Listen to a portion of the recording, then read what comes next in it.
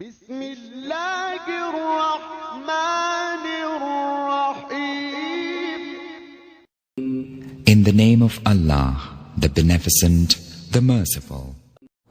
السلام علیکم ورحمۃ اللہ وبرکاتہ. اعوذ باللہ من الشیطان الرجیم. بسم اللہ الرحمن الرحیم.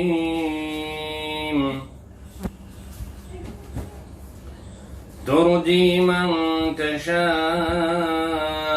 منهن وتؤوی الیک من تشاء ومن ابتغيت ممن عزلت فلا جناح عليك ذلك أدنى أن تقر أعينهن ولا يحزن ويرضين بما آتيتهن كلهن والله يعلم ما في قلوبكم وكان الله عليما حليما. صدق الله العظيم.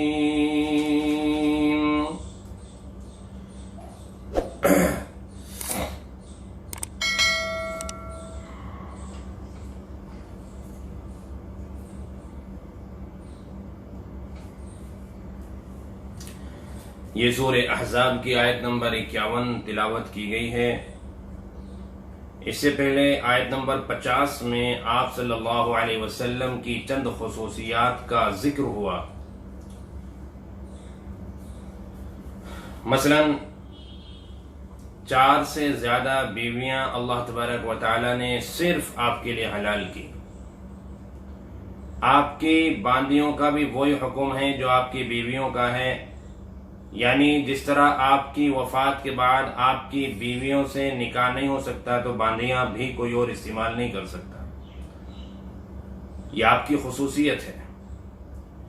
اسی طرح اگر کوئی کسی ملک کا بادشاہ آپ کو کوئی ہدیہ دیتا ہے تو اس کا استعمال کرنا آپ کے لیے جائز ہے، اور باقی امیر المومنین کے لیے نہیں. کوئی اور امیر المومنین ہیں ان کے لیے یہ جائز نہیں ہے. تو آپ کی خصوصیت ہے.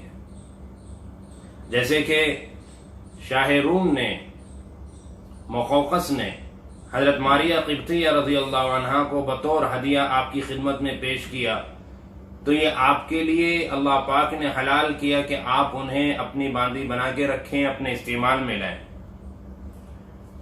ایسے ہی مال غنیمت تقسیم ہونے سے پہلے اگر آپ کو کوئی چیز پسند آ جائے تو آپ اسے اپنے لیے رکھ سکتے ہیں. یہ اللہ پاک نے آپ کی خصوصیت بیان فرمائی. عام امتی کے لیے یہ جائز نہیں ہے. اسی لیے حضرت صفیہ رضی اللہ عنہا جنگ خیبر کے موقع پر آپ نے اپنے لیے منتخب فرمائیں اور آپ کے نکاح میں آئیں، اور حضرت صفیہ بنت حوی کو یہ شرف ملا کہ امہات المومنین میں شمار ہوئیں. اسی طرح آپ کی خصوصیات میں اللہ تبارک و تعالی نے یہ بیان فرمایا کہ آپ کی چچا کی بیٹیاں، پھوپھی کی بیٹیاں، آپ کی خالہ کی بیٹیاں، ماموں کی بیٹیاں، اگر آپ ان میں سے کسی سے نکاح کرنا چاہیں تو شرط یہ ہے کہ انہوں نے ہجرت کی ہو. اگر ان میں سے کسی سے آپ نکاح کرنا، اگر ان میں سے کسی نے ہجرت نہیں کی تو آپ نکاح نہیں کر سکتے. جیسے کہ حضرت علی ابن ابی طالب رضی اللہ عنہ کی بہن ام ہانی بنت ابی طالب نے ہجرت نہیں کی تھی، آپ کی چچازاد بہن، جس کی وجہ سے ان کا نکاح آپ سے نہیں ہو سکا. اللہ تبارک و تعالی یہاں ایک اور خصوصیت فرما رہے ہیں کہ وَامْرَأَةً مُؤْمِنَةً إِنْ وَهَبَتْ نَفْسَهَا لِلنَّبِيِّ. کوئی بھی ایمان والی عورت اگر اپنے آپ کو آپ صلی اللہ علیہ وسلم کے حوالے کرنا چاہیں، ہبہ کرنا چاہیں. ہبہ کا مطلب ہوتا ہے بغیر کسی معاوضے کے، یعنی کہ بغیر مہر کے. یہ آپ صلی اللہ علیہ وسلم کی خصوصیت اللہ بیان فرما رہے ہیں کہ کوئی عورت آپ کے نکاح میں آنا چاہتی ہے بغیر مہر کے، تو یہ آپ کے لیے حلال اور جائز ہوگا کہ بغیر مہر کے بھی کسی خاتون سے آپ نکاح کر سکتے ہیں۔ آپ کے لیے ضروری نہیں ہے کہ مہر آپ ادا کریں، مہر متعین کریں، یہ مہر آپ پر لازم نہیں۔ حالانکہ جب یہ آیت کریمہ نازل ہوئی، 4 سے زائد بیویاں آپ کے نکاح میں تھی، اور اللہ نے خود اس کی وضاحت فرمائی کہ اللاتی آتیت اجورہن، کہ ان سب کا مہر آپ ادا کر چکے ہیں۔ یہ آپ صلی اللہ علیہ وسلم کی عادت شریفہ تھی کہ جب آپ نکاح فرمایا کرتے تھے تو آپ مہر کی ادائیگی میں تاخیر پسند نہیں فرماتے تھے۔ آپ نے کسی بھی طرح کی ادائیگی میں کبھی تاخیر کو پسند نہیں فرمایا۔ جو اپنے ذمے ادا کرنا ہے، واجب ہے، اس کو فوراً آپ نے ادا کیا۔ لیکن اللہ تبارک و تعالی نے اب آپ کو اس مہر کی ادائیگی سے بھی آزادی عنایت فرما دی کہ اگر کوئی خاتون، کوئی عورت اس پر راضی ہو جاتی ہے، وہ آپ سے مہر کا مطالبہ نہیں کرتی، یا آپ کا معاہدہ اس پر ہو جاتا ہے کہ مہر کا کوئی لین دین نہیں ہوگا، اور وہ عورت خود یوں ہی نکاح میں آ جانا چاہتی ہے، تو آپ کے لیے جائز ہے۔ یہ صرف آپ کی خصوصیت ہے اور کسی امتی کے لیے یہ جائز نہیں۔ اگر بغیر مہر کے کوئی عام ایمان والا، چاہے وہ صحابی ہے یا کوئی ولی ہے یا کوئی عالم اور مفتی ہے، کوئی بھی ہے، یا کوئی عام شخص ہے، اگر وہ بغیر مہر کے نکاح کرنا چاہے تو نہیں کر سکتا۔ مہر تو لازم ہے، یہ دینا ہوگا۔ یہاں تک کہ اگر کسی وجہ سے مہر کی کوئی بات چیت نہیں ہوئی اور بغیر مہر کے نکاح ہو جاتا ہے، تو اس کے باوجود شریعت خود مہر متعین کر دیتی ہے اور وہ لازم کر دیتی ہے شوہر پر، کہ حالانکہ لڑکی والوں کی طرف سے مطالبہ نہیں ہوا، لڑکے والوں کی طرف سے کوئی ذکر نہیں ہوا اس بات کا، لیکن اس کے باوجود مہر مثل یہ لازم ہو جاتا ہے خود بخود آٹومیٹکلی، اور یہ پھر دینا ضروری ہو جاتا ہے۔ مہر مثل کسے کہتے ہیں؟ مہر مثل کہتے ہیں کہ باپ کے خاندان میں اس طرح کی لڑکیوں کا کیا مہر ہوا کرتا ہے، جس طرح کی لڑکی آپ اپنے نکاح میں بیاہ کر لائے ہیں، اس طرح کی لڑکیوں کا کیا مہر ہوا کرتا ہے۔ یہ اس لیے عرض کیا جاتا ہے فقہ کے اندر، کیونکہ ایسا ہوتا ہے کئی باری کہ نکاح کسی طلاق شدہ عورت سے کیا جا رہا ہے تو اس کا مہر ہو سکتا ہے کچھ کم ہو، کسی بیوہ سے کیا جا رہا ہے نکاح، ہو سکتا ہے اس کا مہر کچھ کم ہو، کسی کنواری لڑکی سے کیا جا رہا ہے تو اس کا مہر ہو سکتا ہے کچھ زیادہ ہو۔ تو جس طرح کی لڑکی سے آپ نے نکاح کیا ہے، اس طرح کی لڑکیوں کا باپ کے آپ کے خاندان میں کس طرح کا نکاح متعین ہو، کس طرح کا مہر متعین ہوتا ہے، تو وہ مہر لڑکے پر خود بخود لازم ہو جائے گا اور اس کی ادائیگی کرنا ضروری ہے۔ اگر لڑکی خود اپنی رضامندی سے، بغیر کسی دباؤ کے اور بغیر کسی غلط فہمی کے، خود بخود اگر وہ اپنی رضامندی سے، دلی رضامندی سے معاف کر دیتی ہے تو بات الگ ہے۔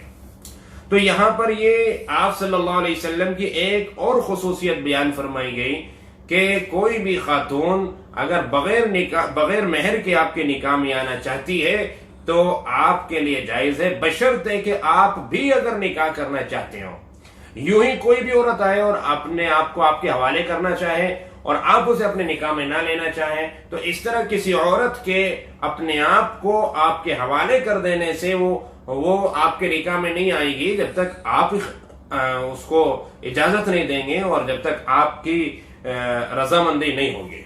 اسی لیے اللہ پاک نے یہاں اس لفظ کا اضافہ کیا، ان اراد النبی ان یستنکحھا، کہ اگر نبی بھی ان سے نکاح کرنے کا ارادہ کریں، وہ بھی اگر چاہیں تو پھر بغیر مہر کے بھی آپ نکاح کر سکتے ہیں۔ اب یہ جو احکامات یہاں ذکر کیے جا رہے ہیں، اللہ فرماتے ہیں خالصۃ لک من دون المؤمنین، یہ صرف آپ کے لیے ہے، یہ اور ایمان والوں کے لیے اس کی اجازت نہیں ہے۔ 4 سے زیادہ بیویاں کوئی اور ایمان والا نہیں رکھ سکتا، بغیر مہر کے نکاح کوئی اور ایمان والا نہیں کر سکتا۔ باندیوں کے معاملے میں جو احکامات آئے ہیں ان میں کوئی اور امتی شامل نہیں ہو سکتا۔ تو اور جتنے بھی احکامات ہیں صرف ہی آپ کے لیے۔ قد علمنا ما فرضنا عليهم في ازواجهم وما ملكت ايمانهم.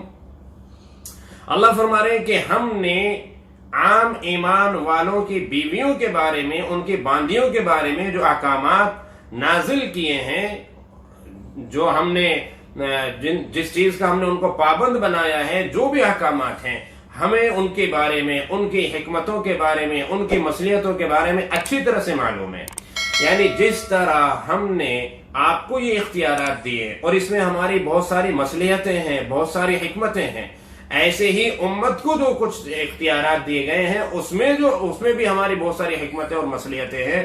ایسا نہیں ہے کہ اس میں ہماری کوئی مصلحت اور حکمت نہیں ہے، وہ حکمتیں ہم جانتے ہیں. اللہ فرما رہے ہیں وہ ہمیں معلوم ہے. ہو سکتا ہے کہ آج تمہارے نہ سمجھ میں آئے، ہو سکتا ہے کہ تم یہ سمجھو کہ اللہ پاک نے اپنے نبی کو تو 4 سے زیادہ کی اجازت دے دی لیکن امتی کو 4 سے زیادہ کی اجازت نہیں ہے. تو ہو سکتا ہے کسی کے ذہن میں یہ بات ہے. تو اللہ رب العزت فرماتے ہیں کہ اس میں کیا حکمت ہے اسے ہم اچھی طرح سے جانتے ہیں. خانگی اندر کے جو معاملات ہیں، گھریلو جو معاملات ہیں، جو احکامات ہیں، یہ دین کا بہت بڑا حصہ ہے اور ان کو امت تک پہنچانا یہ ایک بہت ضروری کام ہوتا ہے. مختلف بیویوں کے ذریعے سے آپ کے مختلف حالات جب اندر کے خانگی معاملات اور گھریلو معاملات جب امت کے سامنے آئیں گے تو اس سے ایک عام امتی کے لیے بہت بڑی رہنمائی ہوگی، بہت بڑی رہنمائی کا یہ ذریعہ ہوگی. تو خیر بڑی مصلحتیں ہیں اللہ تبارک و تعالیٰ کی 4 سے زیادہ نکاح کی آپ کو اجازت دینے میں. تو بہرحال مصلحت، حکمت، رعایت یہ امت کے ساتھ بھی ہے اور نبی کے ساتھ بھی ہے. نبی کے کو جو خصوصیات، جو مراعات عنایت کی گئی اس میں کیا اللہ کی مصلحتیں ہیں یہ اللہ اچھی طرح جانتے ہیں. امت کو جو اختیارات دیے گئے اور جس طرح کی یعنی کہ وسعت دی گئی اور جس طرح کی سہولتیں امت کو دی گئی تو اس میں بھی اللہ کی کیا مصلحتیں یہ اللہ پاک اچھی طرح سے جانتے ہیں. اللہ پاک نے کم از کم عام امتی کو 4 تک کی اجازت دی ہے. اللہ پاک چاہتے تو اس پر بھی پابندی لگا دیتے، بلکہ قرآن کریم کے اندر تو اللہ رب العزت نے جہاں سورہ نساء کے اندر یہ فرمایا ہے کہ مثنی و ثلاث و رباع کہ تم 2، 3 یا 4 نکاح کر سکتے ہو بیک وقت، وہیں اللہ پاک نے یوں بھی فرمایا کہ وَإِنْ خِفْتُمْ أَلَّا تَعْدِلُوا فَوَاحِدَةً اگر تم ان میں برابری نہ کر سکو تو پھر ایک پر ہی اکتفا کرو، صرف ایک سے نکاح کرو. بلکہ یوں فرمایا کہ اگر ایک سے بھی نہ کر سکو تو اگر باندیوں کا دور ہے تو صرف باندی پہ اکتفا کرو. لیکن بہرحال اگر کوئی ایک بیوی کے ساتھ بھی عدل اور انصاف نہ کر سکے، ایک بیوی کے حقوق بھی ادا نہ کر سکے تو پھر اس کے لیے ایک رکھنا بھی جائز نہیں. تو خیر اللہ فرماتے ہیں کہ لِكَيْ لَا يَكُونَ عَلَيْكَ حَرَجٌ ہم نے اس لیے آپ کو یہ عنایات، یہ جو مراعات دی ہیں اور یہ سہولتیں جو دی ہیں، جو آپ کی خصوصیات جن کا بیان کیا گیا، لِكَيْ لَا يَكُونَ عَلَيْكَ حَرَجٌ تاکہ کسی بھی طرح کی کوئی تنگی نہ ہو آپ کے اوپر، ہم نے یہ اس لیے کیا. وَكَانَ اللَّهُ غَفُورًا رَحِيمًا اور اللہ پاک بہت ہی غفور الرحیم ہیں، معاف کرنے والے ہیں، بڑے رحم کرنے والے ہیں. پھر بھی اگر کچھ کوتاہی نہ چاہتے ہوئے اگر ہو جائے تو اللہ رب العزت سے توبہ استغفار بھی کرتے رہے. اللہ رب العزت غفور الرحیم ہے. اب یہاں چھٹی خصوصیت کا اللہ بیان فرما رہے ہیں آیت نمبر 51 میں. ابھی تک تو آیت نمبر 50 کا جو خلاصہ باقی رہ گیا تھا وہ میں نے آپ حضرات کے سامنے رکھا ہے.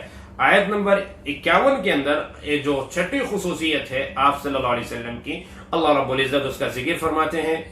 دیکھیے 4 سے زائد بیویاں آپ کے نکاح میں تھیں اور یہ شریعت کا حکم ہم سب کو معلوم ہے کہ اگر ایک سے زیادہ بیوی آپ رکھتے ہیں تو ان میں برابری اور عدل یہ کرنا بہت ضروری ہے. یعنی وقت جتنا پہلی بیوی کو دیا دوسری کو بھی اتنا ہی وقت دینا ضروری ہے، تیسری بیوی کو بھی اتنا ہی وقت دینا ضروری ہے.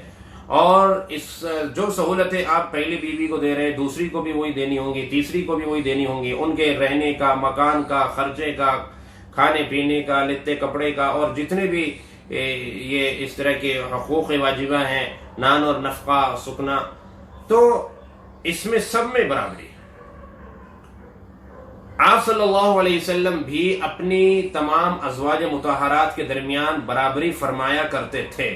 آپ نے 9 نکاح کیے ہیں لیکن آپ کے نکاح میں آپ نے 11 نکاح کیے، آپ نے 11 نکاح کیے ہیں، لیکن 9 بیویاں آپ کے نکاح میں تو بہرحال بیک وقت رہی ہیں کنٹینیو، تو ان کے درمیان آپ نے ہمیشہ برابری کی ہے، ان کو وقت دینے میں اور ان کی دلجوئی میں آپ نے حتی الامکان اس بات کی کوشش کی ہے کہ اس میں برابری کی ہے۔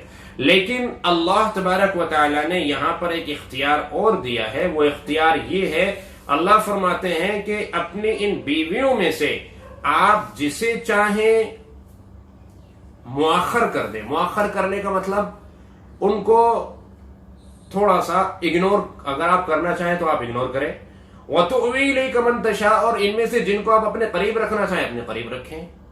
یہ آپ کو اختیار ہے، صرف یہ آپ کی خصوصیت ہے، امتی کو یہ اختیار نہیں ہے۔ امتی اگر کوئی ایمان والا 2 نکاح کرتا ہے یا 3 نکاح کرتا ہے یا 4 کرتا ہے تو اسے وقت دینے میں اور سب چیزوں کے اندر برابری بہرحال رکھنی ہوگی، کرنی ہوگی۔ صرف ایک چیز کے اندر برابری نہیں ہے اور وہ ہے صحبت، باقی اس کے علاوہ رات گزارنے میں، ٹائم دینے میں، خرچے میں، ہر چیز کے اندر برابری ہے۔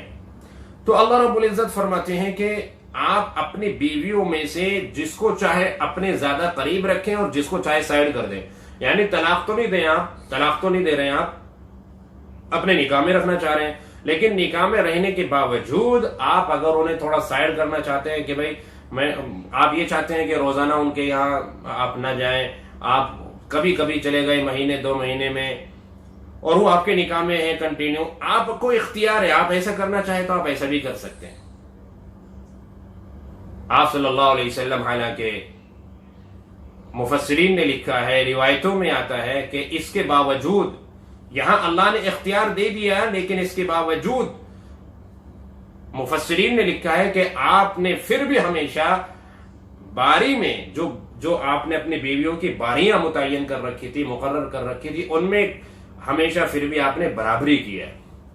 اور اگر کبھی کسی وجہ سے کسی بیوی کے یہاں جس کی باری ہے اس کے یہاں اگر کسی وجہ سے آپ نہیں جا پا رہے ہیں تو آپ اجازت لے لیا کرتے تھے کہ بھئی آج یہ مجبوری ہے، اگر تمہاری اجازت ہو تو میں فلاں کے یہاں رک جاؤں۔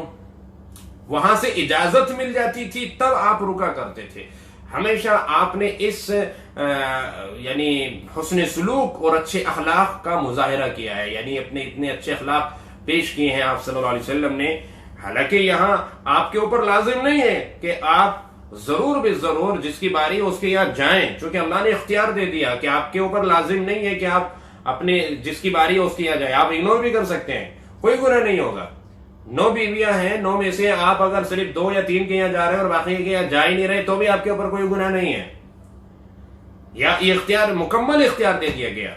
تو اللہ پاک نے یہاں آیت نمبر 51 میں اسی کو فرمایا، ترجی من تشاء، جسے آپ چاہیں مؤخر کر دیں، پیچھے کر دیں، سائڈ کر دیں، وَتُؤْوِي إِلَيْكَ مَن تَشَاءُ، جسے چاہے اپنے قریب کر لیں، اور وَمَنِ ابْتَغَيْتَ مِمَّنْ عَزَلْتَ، عزلتا جس کو آپ نے چھوڑ دیا تھا، چھوڑنے کا مطلب طلاق نہیں، جسے سائڈ کر رکھا تھا، جس کے یہاں آپ نہیں جا رہے تھے کافی دنوں سے، لیکن کبھی اچانک اگر آپ کا جی چاہتا ہے اور آپ ان کے یہاں جانا چاہیں تو فَلَا جُنَاحَ عَلَيْكَ، آپ کو کوئی حرج نہیں ہے، آپ کو اختیار ہے، آپ جا سکتے ہیں۔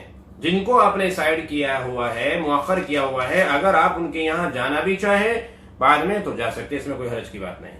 تو دیکھیے یہاں ایک اور خصوصیت کا ہمیں پتہ چلا، یہ آپ صلی اللہ علیہ وسلم کو اللہ نے خصوصیت دی ہے، عام امتی کو یہ امتیاز حاصل نہیں ہے، یہ خصوصیت اور سہولت عام امتی کے لیے نہیں ہے۔ اور آپ صلی اللہ علیہ وسلم نے پھر بھی، حالانکہ رخصت یعنی یہاں پر اللہ کی طرف سے اجازت ہے، لیکن اس کے باوجود آپ نے ہمیشہ کس پر عمل کیا؟ اسی اپنی عادت شریفہ پر عمل کیا ہے کہ آپ نے پھر بھی باریاں مقرر کر رکھی تھی، اور جس کے یہاں باری ہوتی تھی آپ انہی کے یہاں رات گزارتے تھے اور قیام کیا کرتے تھے، اخیر تک یہ آپ کا معمول رہا۔ بس جب آپ کی بیماری کے دن تھے، بالکل آخری دن، مرض الوفات جسے کہتے ہیں، اس میں آپ صلی اللہ علیہ وسلم نے تمام بیویوں سے اجازت لے لی تھی کہ بھئی اب میں بہت بیمار اور بہت کمزور ہو چکا ہوں اور سب کے یہاں جانا میرے لیے بڑا مشکل ہو گیا ہے، اگر تم سب اجازت دے دو تو میں اپنے آخری دن جو مرض الوفات کے دن ہیں حضرت عائشہ کے یہاں گزار لوں۔ تمام بیویوں نے اجازت دے دی تھی، تو تب آپ صلی اللہ علیہ وسلم نے اپنے آخری ایام حضرت عائشہ رضی اللہ عنہا کے یہاں گزارے، اور وہیں آپ کی وفات ہوئی، اور وہیں آپ کا اس وقت روضہ مبارک بنا ہوا ہے۔ حضرت عائشہ رضی اللہ عنہا کے حجرے میں ہی اس وقت آپ کا روضہ مبارک وہیں پر بنا ہوا ہے۔ بہرحال ابھی اس آیت کریمہ کا کچھ حصہ اور باقی ہے، انشاءاللہ اس کو کل آئندہ آپ حضرات کے سامنے پیش کرنے کی کوشش کروں گا۔ اللہ تبارک و تعالی ہمیں قرآن کریم صحیح طور پر سمجھنے اور اس پر عمل کرنے اور دوسروں کو دعوت دینے کی توفیق عطا فرمائے۔ السلام علیکم۔